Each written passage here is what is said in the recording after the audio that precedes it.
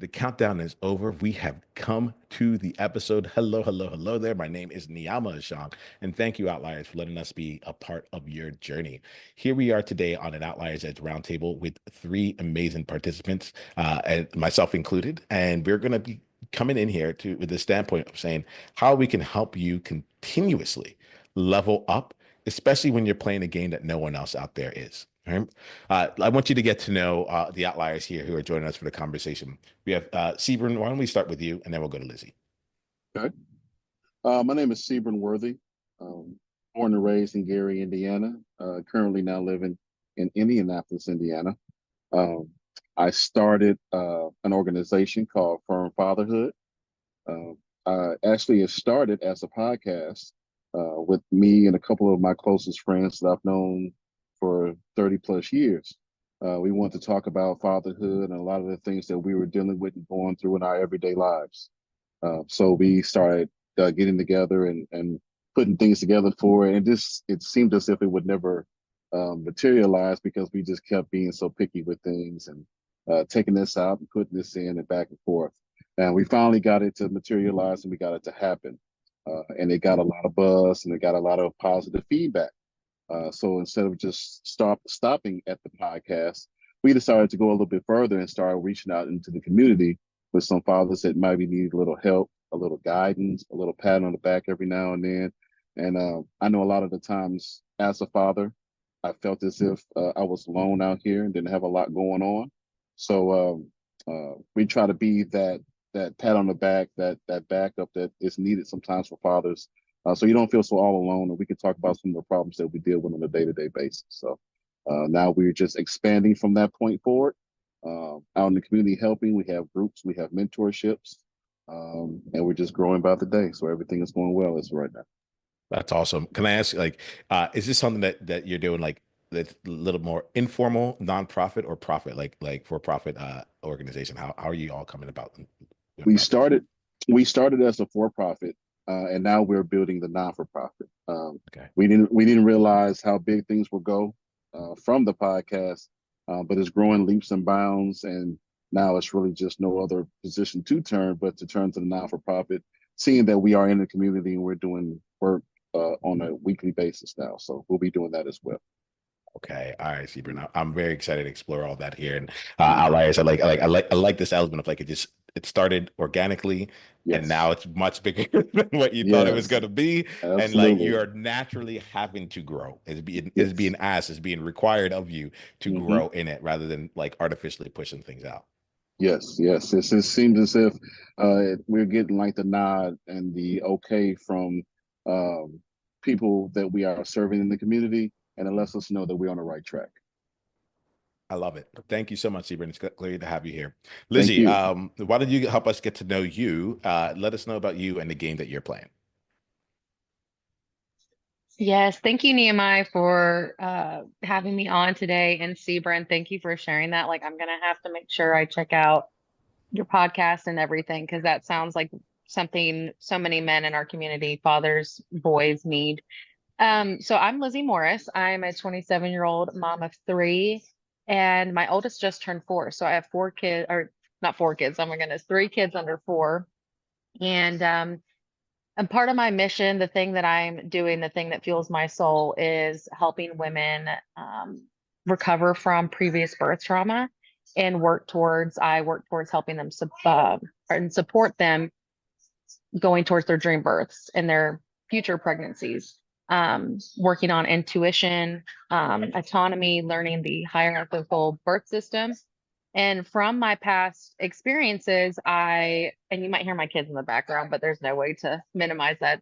Um, but I created the Womanhood Project. And so actually we might have some similarities as far as like nonprofit things, because um, that was totally inspired by like my mission just to help other women. And so right now I am not actually in a for-profit business, but I am working with women on a day-to-day basis on like niching down and really finding who I can support the most authentically and the most, intuitively, if that makes any sense.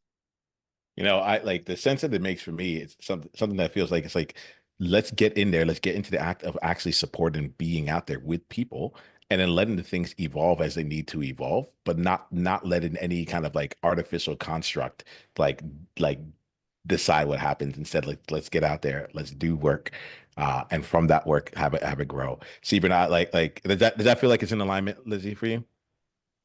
Yeah, yeah, Yes. awesome, Yeah. awesome. Can we talk to that a bit here? Because outliers in general, you're going to see this conversation very emergent. So, but Mhm.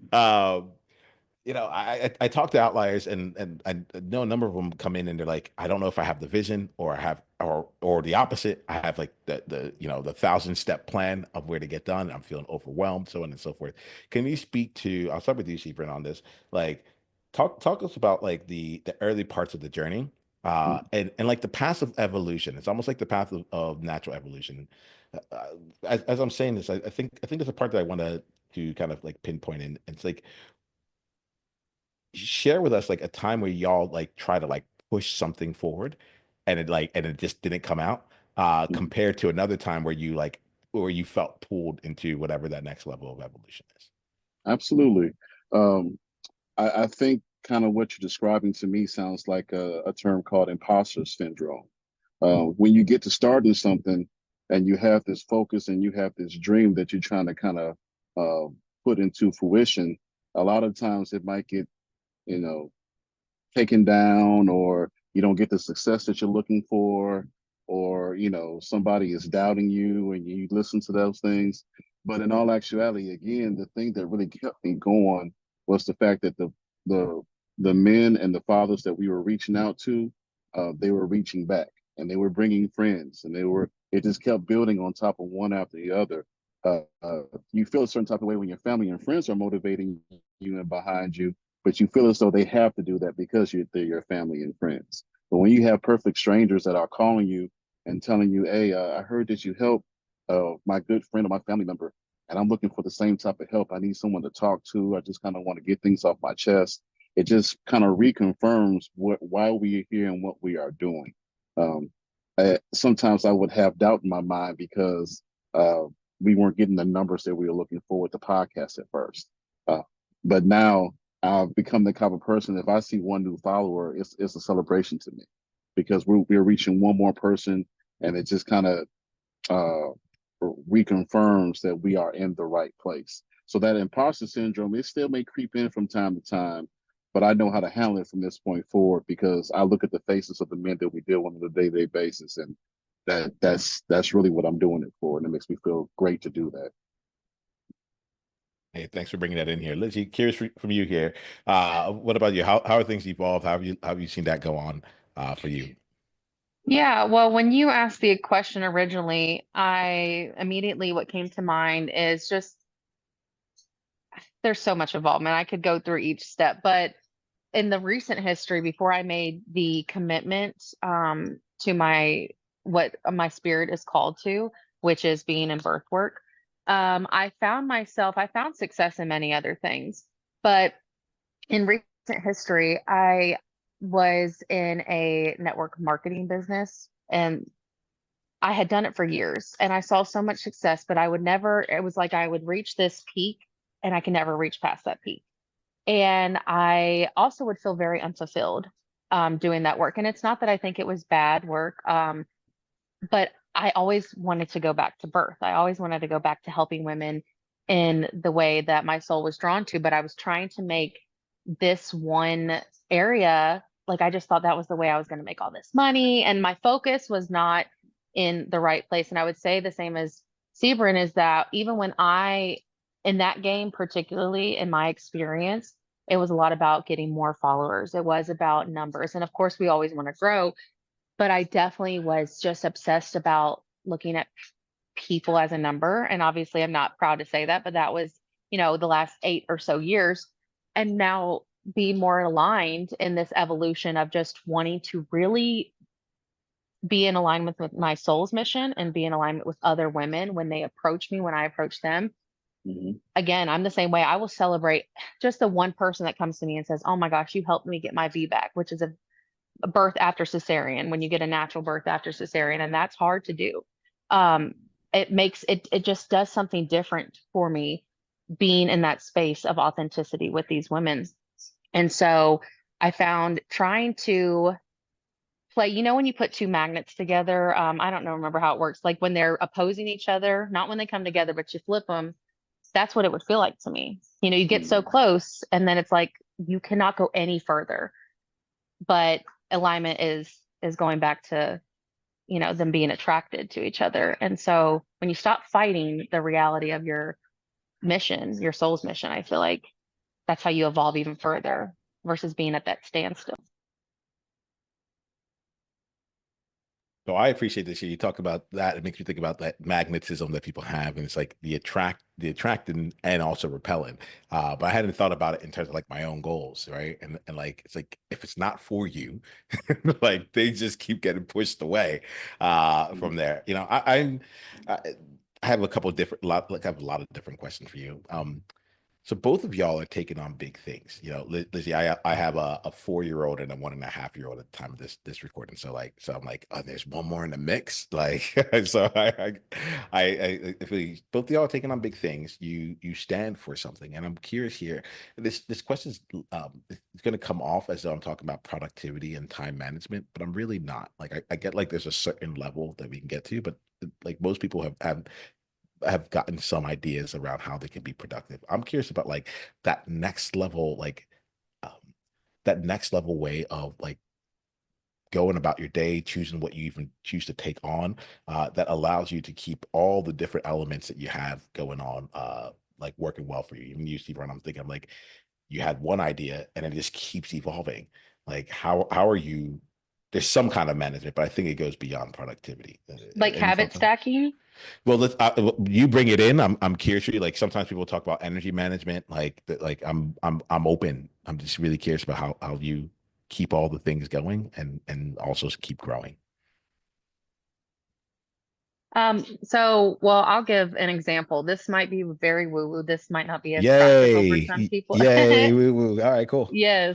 Okay. So I have tried to lean into practicality, and it takes practice if you're not naturally an organized person or XYZ. But something I have been practicing recently wasn't even, I don't even think I saw a YouTube video or whatever. I think I just told myself when I laid down to sleep, visualization. I was like, I want to have a good day tomorrow, because it's hard having these 3 kids. That has really opened my eyes to my hard spots when you become a parent, and it really shows your weaknesses, right? And so I just have been reaching a point. And so when I lay down at night, I really think of like, not even all the strategic things like, oh, do I want to do this? Do I want to do that? Like XYZ on a bullet point list. I actually think of more like, what is the energy I want to bring to the table for my children? What is the energy that I want to be able to hold within myself so that I can also fill my cup up? Because that is really, really hard. And so many times when I lay down at bed, I just want to go to sleep. I want to close my eyes and just not even think.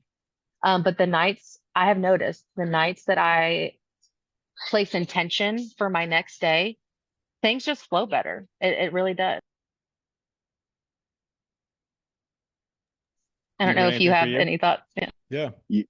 Yeah. Um, uh, to be completely honest, it's an aspect of things that I struggle with from time to time. Because when I go to fundraisers and I go to different bigger organizations that have been around for quite a while that deal with fathers, the first question that everyone always asks me is like, well, what can I do to help? What exactly do you do for fathers?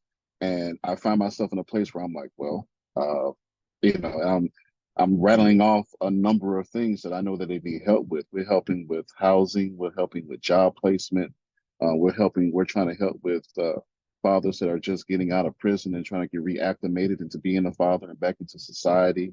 We're helping with legal fees and legal action. I know that was something that I dealt with as a father with those types of things. I needed help legally and knowing my rights and what I can do and what I can't do and what you know trying to find my way through the courtroom and not be afraid that something was going to happen or be taken away from me. So there's so many different things that I want to pinpoint and put my hands on and try to help as far as an advocate for fathers. But I have learned that I need to pinpoint something. I need to kind of get a little bit more accurate in my aim. And that's been the most difficult thing, because I see so many different places where I can help, but we want to meet the fathers at their need. So we're out here doing the work to see, like, what's the majority of things that we can see that we can help with. So I do struggle with that, but we've been working with that. I have two great partners, Earl Wallace and Herman Trask, and we are doing our best to kind of spread what we have around to help wherever we can. But we are also working on pinpointing the things that we know that we may specialize in, so we could be of more help and assistance to fathers. Yeah, I appreciate that there, because one of the things that often comes up in conversations with outliers is like, I'm multi-talented, I'm multi-passionate, I can do so much. People want me to pick a niche, people want me to have an avatar, so on and so forth. How do I go? And there's an element that's been showing up more recently where I'm like, unless, like, if right off the bat, great, go for it. But then a lot of us have been like, you just gotta do a lot, and then eventually some of those things kind of work for you. Some of them suck less than others, and you're just like, I don't mind doing this more. And then eventually, every once in a while, you might make a choice and say, hey, we're gonna make an executive decision as to say, like, we're just gonna go down this path. I'm Right. curious here, like, yeah, I'm curious how y'all navigate it, because both of you feel like you have like where you're playing. You're like in the birthing world, like with fathers here, right? And Sebron, it's a local. Is it local what you're doing, or is it national?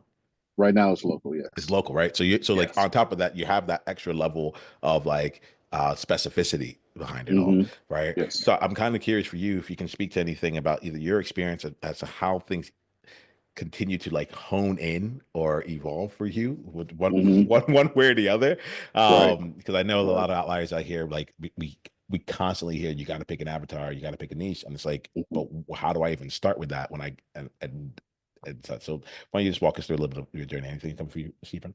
Sure, it can be difficult, because when you have a passion for something, you would like to cover the whole gambit, but at times it's just not realistic, because uh, when you proclaim what it is that your passion and what it is that you want to do, people want to help, and you have to be able to direct them and direct that traffic as far as what it is you need them to do. You can't just tell everyone, "Hey, look, Firm Fatherhood is an organization that helps fathers." You have to be very specific in what it is you need help with, because we need attorneys on our team, we need therapists on our team, we need home organizers on our team. We need people that are willing to hire felons, people that are willing to hire fathers on our team. So we need a wider range, variety of people that are willing to kind of uh, put what they do to the test to help these fathers out here that are needing help on a day-to-day basis. So that kind of strengthens me in a place where I know I have to be more specific. Um, and the hope is, locally we continue to grow, and that our podcast will help us to grow nationally. Um, all me and my friends that are doing this business, we're from Gary, Indiana, and that's maybe 2 or 3 hours away from here. We would love to go back to our hometown and also plant a flag there as well, because we know that our organization is needed there as well. But we want to be in a place where we know that we've uh, not did all we can do here in Indianapolis, but made a template of things as far as our organization is concerned, so that we can go and we can duplicate and copy that template where it's successful and can help wherever we go. Thanks, Sebron. Lizzie, anything coming to you on this? And if it's not, like, that's totally good. Well, yeah, so I had struggled with this as well for the longest time. Like, I mean, like as I said, I've been doing different businesses and online things. And I feel like my daughter always wants to scream when it's my turn to talk because she's been quiet this whole time. But I get that. but I yeah, because I have been on online, like actively doing things for almost 10 years. And there's been so much trial and error, and there's been times of I don't want to say like people pleasing, but and this is different than I think maybe Sebron, because for me, I am not doing any in-person work. I'm doing all digitally. So I'm making content within the birth space, and that can be very vulnerable for women and very scary to talk about and things like that. Um, but with that being said, I was scared, baby. She went to a wedding. Thank you. So, I'm sorry about that, but You're good. I losing my train of thought here. I found recently that when I tried to appeal to everybody in my content, I was reaching nobody. And so again, this is different type of work, different type of energy maybe in what we're doing. But when I was just talking about very general things like, oh, pregnancy, this, like it's look at our bumps, I wasn't actually doing the help that women needed. And that's because I was scared. I was scared to talk about the deep things, the soul wrenching things, the emotional aspects of it all, because it is hard. Like it just it's a deep space to enter with people. I'm sure as the fatherhood space, having the discussions of what brought you here, like it's none of it's easy. So it is a hard decision to kind of find out, okay, where do I want to begin with this person that I'm looking for? And I don't think that it's necessary for everybody to have this dream avatar or anything by that means. But I think for some people, we are experts in what we know. Okay, baby. We are experts in our experiences. And there are thousands and hundreds of thousands of people having similar experiences to all of us. As unique as we think we are, I found my story is similar to the whole world, And so I don't know if you guys want to elaborate on that while I handle some children. But I Yeah. think that tapping into your expertise does unlock a new level for all of us.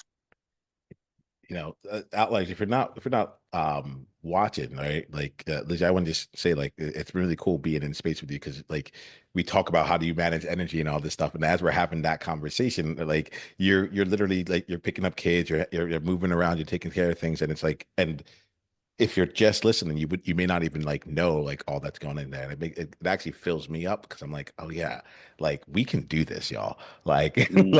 like as long as we are showing up, we can do this. So that really hit me. And then something else that got me, which was when you said, as unique as we think we are, as unique as we are, it's an interesting like tension that comes from for me with Outliers Edge, right? Because I'm like, be an outlier, go out there, let's go out and like, show what makes you different, bring that out into the world, and leverage that in a meaningful way. But at my heart of hearts, I'm like, but we're all human. And like the reason like I do group things is because like a lot of times we can feel like we're alone. And I bring people together because I'm like, hey, by the way, we like that's not the case. We like so there's an element of it where it's like that tension between like, hey, what I'm doing is different and who I am is unique. And at the same time, it's like, actually, there's hundreds of thousands of people who at their core are very similar to me, and which also works well for business, or well for what like the causes that we're about. Stephen, I'd be curious if any of this like pops anything off for you. It absolutely does. It seems as if my life's journey kind of have led me to where we are today. There was a lot of things that I've been through as a father, that the mother of my kids. I have a 18-year-old son and a 16-year-old daughter, and their mother and I, once we split up, we just never saw eye to eye, and there was a lot of things that I did wrong, a lot of the wrong decisions that I made and actions. And I just, all the hardship that I put myself through because of the certain decisions that I made throughout that whole time, I just always wondered, like, why am I going through this? Why am I dealing with this? Like, what is going on? Um, I'm a brother, I'm a son, I'm a friend, but by far, one of the most difficult titles that I've ever had to fight for has been father, and I fought my tail off for it all the way up until this point. And then when we dived into the podcast, it still didn't click. When we started diving into the community, and the work just started coming to me. It just clicked one day. I'm like, that's why I'm here. That's why I was going through what I was going through for all that time, so I can be here and that I can help. Just like she was saying, and people in the same spaces. I have conversation with people that we have almost a similar story, like the exact same story. Like we're kindred souls or something. Like, man, you wouldn't believe, not so much what someone put me through, but what I put myself through, the decisions that I made. So if I can help undo some of those wrongs and put some fathers back in our community, which is sorely needed, I know why I'm here. I know it is I'm supposed to be doing. So it kind of brings everything full circle for me. Outliers, I want to talk to you for a bit here. Take note of this. Take note of some place in your world where you might think that you're one of the only, one of a kind, and one of the first in it, and see what might happen when you start talking about that story. See, like put that story out there. See what might be you might be able to galvanize around, even if you're already quote unquote out there. Because I heard something with what Lizzy was saying. She's like, I've been doing this for 10 years. Like I've been out there, like I've been doing things online for 10 years, but it wasn't and I was even like in the birthing space, if I'm getting it right. Like you're like, I was talking about pregnancy, but I was talking about it in a way that it wasn't, don't let me put words in your mouth, but I'm telling you how I kind of took it. But it was like it was in the right, it was in the, like, you're in the right zip code, but like the problems that were happening in people's homes, and it's like we need to actually like bring this in a lot more specifically. Can you actually elaborate on it? Because sometimes I think about that with outliers. I'm like, am I just talking about being an outlier, or am I actually like getting into what we need to move forward? And so I think both of you all will have some great insight on this. Curious about your experience with it. Liz, you want to take us away? Well, yeah. I mean, maybe can I ask you a question, Yeah. Nehemiah? Like, what brought you to build? I didn't even know you had kids. Like, this Yeah. is amazing. Because I was thinking, how do you do all this? I was looking at your stuff. Like, I finally had internet to check it out, after the storm. And I would not have thought you had kids doing all this. So it's funny how we compare ourselves, even though, we do all this inner work. Like, I'm thinking this man's got all this course and all this stuff. So my question to you is like, what brought you to even make Outliers Edge? Because I think that would give us an insight to see like what makes your mission so much more special and different. Like, I don't know your Yeah. backstory. Well, I appreciate that. I'll spend a little bit on this here. Um, Number of different reasons, but I think that the biggest, the first part was that I found myself, I worked in retirement actuarial consulting at one of the big four consulting companies. And then I went to go work in a tech company as well, doing learning and development, and then eventually company culture. Right. And so my entire thing has always been around on like HR teams, people teams. But what really got me was one day there was a stat that I came across. So actually two times. One when I was an actuary or the actuarial consultant, I didn't finish passing my exam. So I'm very, very good about like giving credit where credit is due. I did not become a credentialed actuary, so I want to make sure I hold that right. But it talked about 3% of all actuaries in America were African American. And then I went to go work in tech, and then this 3% number came up again. Or like 3% of all people working in tech at the time that I was there, which was about like 2016, 2015 to 2016, or 2015 to 2017. They're like 3% of those people are African American. And it was something that, like, I think that's what planted the seed for me. You'll find with me, like, I tend like y'all probably don't know this. You're newer in my world, but like I think I just became black about like 5 years ago. I grew up, like, my parents are from Ghana, West Africa. I grew up with the distinction that I'm African American, not black. And it wasn't until I moved out to Singapore in 2017, and that's when I realized, like, I'm like, oh wait, I actually identify with way like with a much bigger thing. I'm a part of something much larger than me. Um, so all this is to be said, a part of me wishes I knew. A part of me wishes I knew why Outliers Edge, because honestly, there have been times where I wanted to run away from this. I'm like, can I just like go get a job again? Can I just can't I just like, why can't I just be one of those people that like says, I sell tables. What do you do? I'm a table salesperson. Like that's what I do. I have a whole table business, any kind of table, any kind of like chair. I got you. But there's something for me that really got to, I think, because I started to realize that there was nothing really special about me, but I didn't want to be identified from like the color of my skin.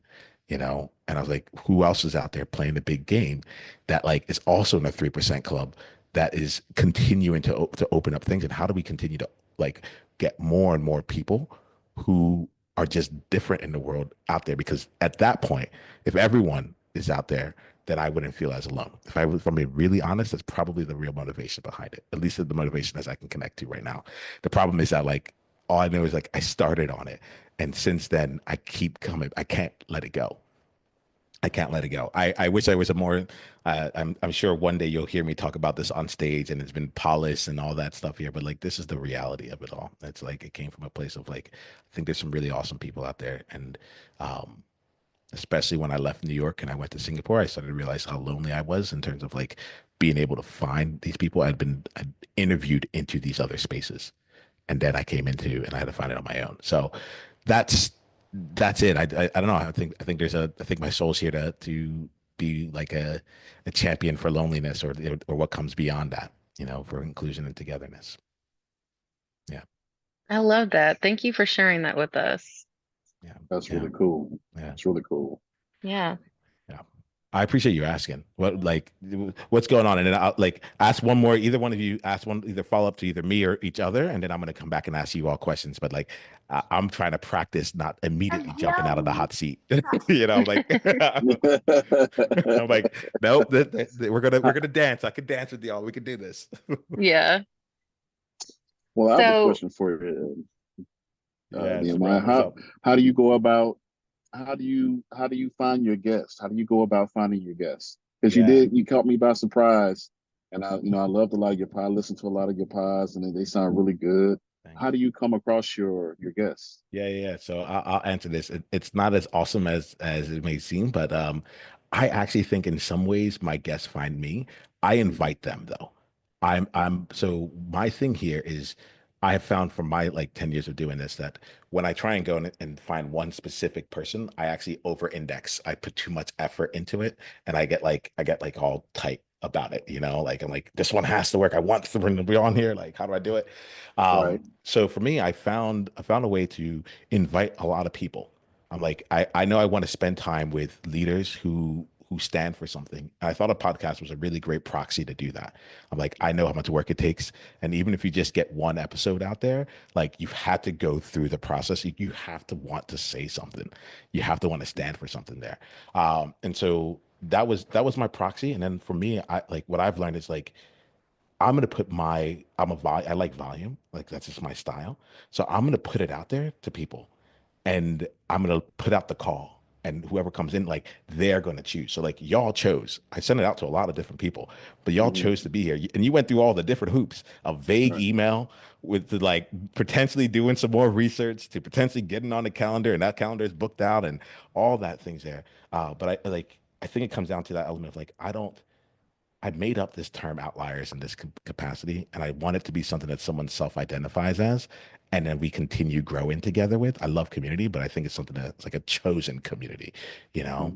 Hmm. And so that's what initially gets me into someone's world or gets them into my world. It's just an invitation. And my thing is I'm not going to be picky about the invitations, but I am going to be about who I give the invitation to. But I'm gonna be wild with what the invitation looks like, you know. And if you're like, I don't want confetti blowing up in my face and I don't want all this other stuff here, then you'll filter yourself away.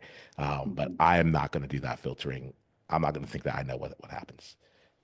Less satisfying than I think people are expected. It's like there's no calculated No, thing no. going on. I'm just I'm just gonna invite people. I have something cool going on. I'm just gonna invite them, and if they want to be a part of it, let me just make sure I treat them well and make it worth their time. yeah, you're like, if you're drawn to my energy, welcome. I Welcome. like that. Yeah. Yeah. Um, can I ask Lizzy a question? Yeah, please. You said something earlier that caught my attention. And I have a question about it. My two kids were C-sections.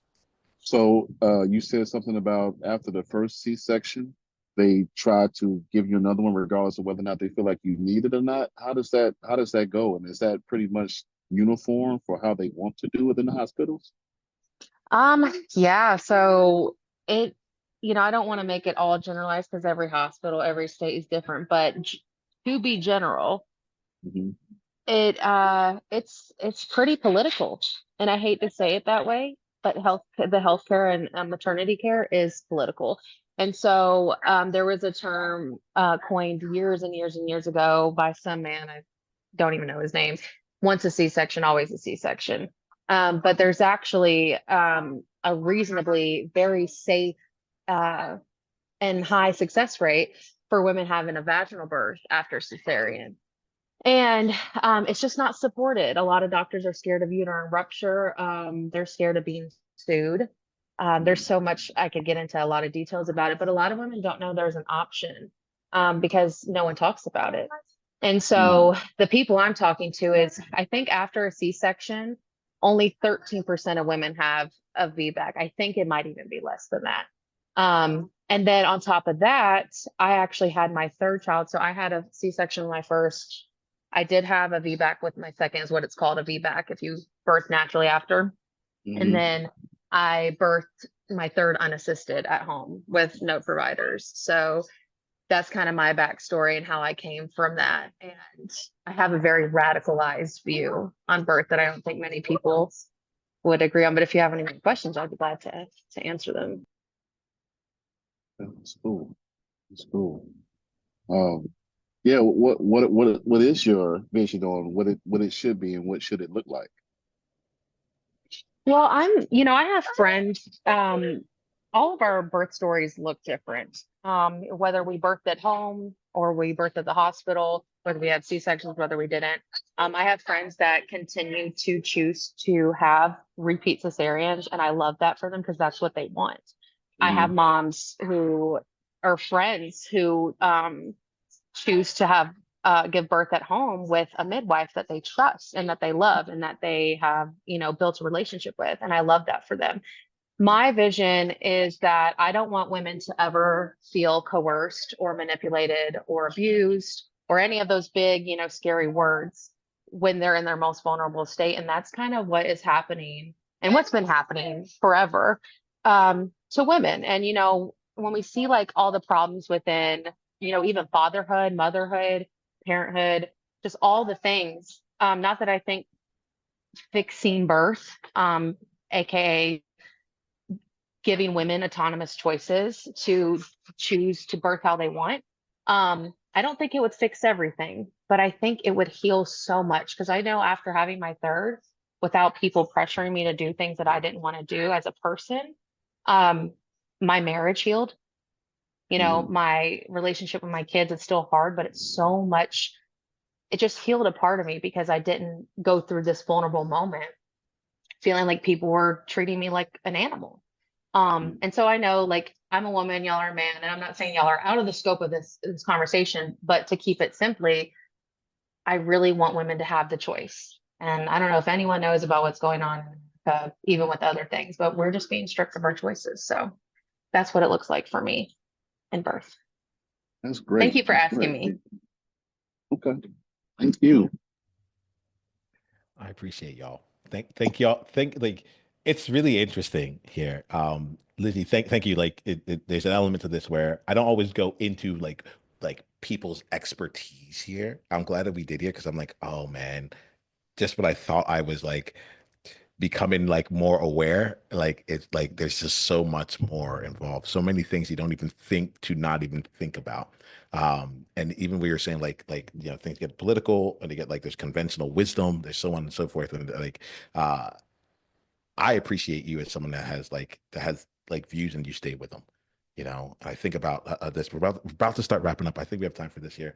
I like to look at the kind of things that we think about that show what we stand for, and I can feel my heart beating right now in my chest, right? Because I'm like, one day I'm going to ask this question to someone, and everything's just gonna like blow up for it all from it. But I think that's it's part of the game that is to be played here, and so I guess Liz, you talked earlier about this word commitment, and it really struck me when you said it. You're like, "This is just my commitment here," and so I'm curious for each of you, and then I'll ask this question here. What is something that like y'all are committed to in the work that you do? It might be a vision of the future. It might be a vision of how things go. But like, what is something that you're really committed to, and how do you stand by it when it doesn't seem like the rest of your world, whether it's not let's not even talk about the world, but the rest of your world sees eye to eye? Well, something that I am committed to is child support reform. I think we deal with a lot of different things, especially with Black men within our community. We are afraid of going to court. We are afraid of sitting before a judge. Uh, just a lot of different tales that have been taught and learned all the way up to this point, to whereas we have just as much as right to our children as mom does. And I think that's kind of not said or not backed up enough within that whole situation. And a lot of the times when you're in that situation, when you're dealing with court, you're dealing with attorneys, you're dealing with the state, they're telling you how it's for the good of the child. And that's usually anything but the truth. It usually comes in and it just tears families apart. Regardless of whether or not a relationship worked, it shouldn't have anything to do with how that child is to spend time with mom and dad and the money that a lot of the times, a lot of families go into the courtroom, not making a whole lot of money. And the money that goes to attorneys and court costs and fees and things of that nature can really go towards the child. So instead of being able to sit down and talk things out and be able to be sensible about things, we end up going in each other's necks and just ends up being a horrible situation. I know it's not all of the time, but it's my experience and a lot of fathers that I talk to and deal with experiences. So that is what I am dedicated to because that's was my story, and I know it just always seems to come back full circle. So when I talk to people about that, and I talked about earlier about being able to pinpoint something that I really want to deal with and I really want to work on, that probably is going to be what it is because that's usually the topic that comes up. Well, I'm on child support now, so now my life is over. Like, no, it's not. You have to know what your rights are. You have to be willing to fight for your rights. So that's probably the thing that I know that I'm going to be dedicated to, and I'm not going to let go of that fight. Hey, thanks, Sebron. Like I get thanks for letting us see you, and leading into that simplicity of this. Lizzy, what you got? Yes, thank you for sharing that, Sebron. So yeah, like I said earlier, have definitely have a soul commitment. I'm very spiritual, so I it's not even that I just want to do it. I feel committed to sharing my story and speaking to the mothers that are out there seeking support in what I can help them in, which is, VBAC and free birth and birthing autonomously and intuitively. And so my commitment stands in um, building the Womanhood Project and building the foundation blocks of that. And kind of how you spoke with Outliers Edge. I mean, that's where I'm at with it as well. Just I've had it. I've actually had it for a long time, and we're just building and building and just kind of seeing where it takes me, but at the same time, keeping myself vision focused as well. Well, I appreciate y'all. I think this is a good place for us to start wrapping up the conversation for today. Before we do that, though, Outliers, I'm gonna like you've been a part of something that's been really fun, and I appreciate each of you, Lizzy and Sebron. And Sebron, I've a few times I've called you Sebron and all that stuff. So I want to just acknowledge that, like that I messed that up a couple times. So my Okay, bad. All right, no cool. problem. Here goes the thing, Outliers. Like we do this thing one conversation at a time. Like, and my invitation here is that if there's something in this message that has like impacted you, like please take some time and share it with one person in your life who you feel will benefit from it. Someone who gets a chance to hear like how like earnest people are continuing to like up level their game and continue to do the things that they stand for. So please just share that message. Of course, you can feel free to put it on like your socials or share it on your emails. But like my big thing is like if you can share it with one person who you really feel would benefit from it, that would be more than enough. All right. Uh, Sebron, I want to go to you first, and then I'm going to go to you, Lizzy. We wrap up our conversations in two areas. One, we share how people can continue going down the journey with us. If they want to continue down in our world, how they can do that. And the second thing we do is that we share an insight that we got from the conversation. At this point, y'all have given a lot to Outliers, so this is for you, right? This is and to just share and say like, what's one way that you are leaving this conversation different than the way that you came in, right? And you can share either an insight from you definitely specifically, or if you want to take the opportunity to share, like I like to say, what's the gift you got from the other person? You can also do that if that feels more in alignment. Okay. And look, if you didn't get an insight, if nothing shifted, just be like, I didn't get an insight, and that's cool too. All right. So would you mind sharing with us an insight that you had, and then the best ways for Outliers to stay in your world? Absolutely, absolutely. I thank you for having me here on Outliers. I greatly appreciate it. I learned a lot. Uh, listening to you, Nehemiah, and listening to you, Lizzy, it kind of helps me to double down on my vision and my goals and to keep going and keep moving forward. Being an outlier is more than just the thought process, it's the action. So I'm gonna continue to put the action behind the thought process and keep moving and keep going. And something that I'll just kind of leave, something that I've been told since I was 5. If you can change your mind, you can change your whole world. So it kind of makes you feel like whatever that thought process is, if you know it's what it is that you're supposed to be doing, keep working and keep chipping away at it. It'll come what it needs to come to. Thank you. And what's the best way for us to stay in your world? Sure, absolutely. Please check us out on Facebook, Instagram, TikTok at Firm Fatherhood. You can reach out to us at firmfatherhood.com. We're also on YouTube, with SoundCloud. You can reach out to us with topics, questions, and anything that you want to talk about at firmfatherhood@gmail.com. Please holler out at us, let us know what's going on, where you need help at, and that's what we're here for. Please give us a call. Thanks, Lizzy. Yes. So I would say I definitely have a new resource to add. I love, finding more community type resources for families in general, not just birth and women, because I feel like once you get a woman in or a parent in, you can also give them all these other things to help them in their life. So I will definitely be checking your stuff out. Thank you so much for sharing Firm Fatherhood. I would say that's just a really big thing I got from it. And also, what I get from Niiamah, even like filling out the questionnaires, I really think you give thought-provoking questions.